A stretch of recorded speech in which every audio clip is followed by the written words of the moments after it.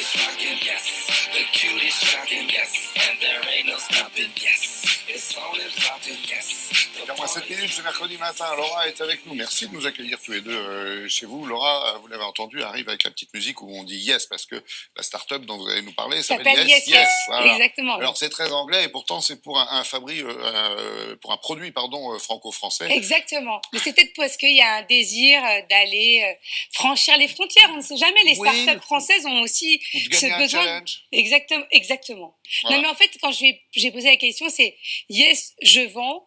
Yes, j'achète. Alors, on parle de téléphone portable, voilà. Du smartphone. Petit chiffre, combien a-t-on, nous les Français, de téléphones dans nos tiroirs? Allez, j'en sais rien. Vous, est-ce qu'il vous reste des vieux téléphones? J'ai un très très vieux qui me sert de temps en temps, voyez-vous, qui peut dépanner des amis de passage aussi. Mais je suis sûre que vous les recyclez davantage. Mais il y a 113 millions de téléphones qui dorment dans nos tiroirs. On en a en moyenne entre 2 et 3. 2 par Français, et on en a acheté l'année dernière 20 millions, dont 17%, plus de 17% étaient neufs et non reconditionnés. Donc, au-delà de l'impact sur la planète, on sait qu'il y a des minerais dedans qui sont la cause en Afrique, voilà, de nombreux conflits. Et donc, voilà, il faut changer un peu ces méthodes et acheter des téléphones reconditionnés. Il y a même les nouveaux modèles, rassurez-vous, il y en a pour tous les goûts. Et pourquoi on a choisi cette start-up-là? Évidemment, vous l'avez dit, parce qu'elle est française, mais pas uniquement. C'est qu'elle reconditionne en France. Il y a des start-up françaises, mais qui vont acheter à l'étranger. Celle-là, elle fait travailler les petits Français. Elle est en Normandie? Elle est en Normandie. Je suis allée rencontrer le fondateur. On a aujourd'hui un atelier boutique qui est à Caen. C'est une dizaine de personnes. On fait également de la réinsertion. C'est important dans le projet d'entreprise. On le sait, on est tous accros à nos écrans. Mais si on peut être accro à des écrans qui sont reconditionnés ou recyclés, entre guillemets, c'est quand même mieux. Donc, qu'est-ce que vous avez mis au point? Nous, on a lancé une entreprise qui fait des smartphones reconditionnés. Alors, pourquoi c'est mieux? Parce que 80% de l'impact d'un smartphone est lié à sa production. Parce qu'il y a de l'extraction de minerais, parce qu'il y a des déchets, parce qu'il y a de l'émission de CO2.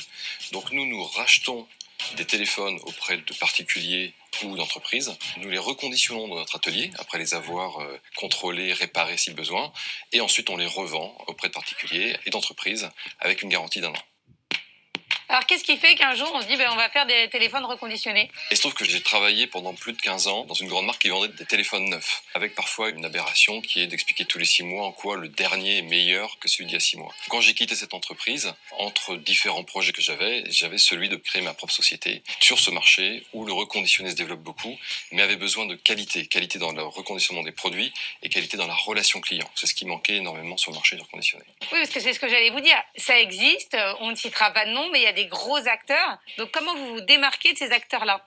Alors déjà, il faut distinguer les acteurs qui sont des plateformes, qui vont vous mettre en relation avec des milliers de vendeurs partout dans le monde, et puis ceux qui font du reconditionnement. Nous sommes des reconditionneurs. Nous avons notre atelier, nous le faisons nous-mêmes. Ce qui me démarque, c'est 2 choses. La qualité du reconditionnement dans les tests qu'on fait, et dans les accessoires qu'on va fournir avec. Souvent, ce qui fait défaut dans un smartphone reconditionné, c'est le chargeur et le câble qui sont livrés avec. Nous sommes les seuls à avoir lancé nos propres accessoires qui sont garantis 10 ans. La deuxième chose, c'est la relation client. Parce qu'un smartphone, vous l'avez dit, ça nous occupe tout le temps, et dès qu'on a quelque chose à résoudre, on a envie d'une réactivité. Nous, c'est pas des algorithmes, c'est pas des réponses automatiques à des emails, ce sont des êtres humains, c'est Alicia, Gérald, qui répondent à vos questions de façon personnalisée, et aujourd'hui, nos clients apprécient beaucoup cette relation directe sur un sujet qui est important, qui est celui du smartphone. Donc, ce que vous faites aussi, c'est générateur d'emplois. Là, vous êtes à Caen. Que représente cet atelier? On a aujourd'hui un atelier boutique qui est à Caen. C'est une dizaine de personnes. On fait également de la réinsertion. C'est important dans le projet d'entreprise. Et notre objectif, c'est de développer dans plusieurs villes de France, à terme, des ateliers boutiques dans lesquels on va employer des gens et ensuite reconditionner et vendre nos smartphones. Donc, c'est une très bonne idée de cadeau pour Noël, finalement. C'est une excellente idée de cadeau pour Noël. Merci, David. Merci, Laura.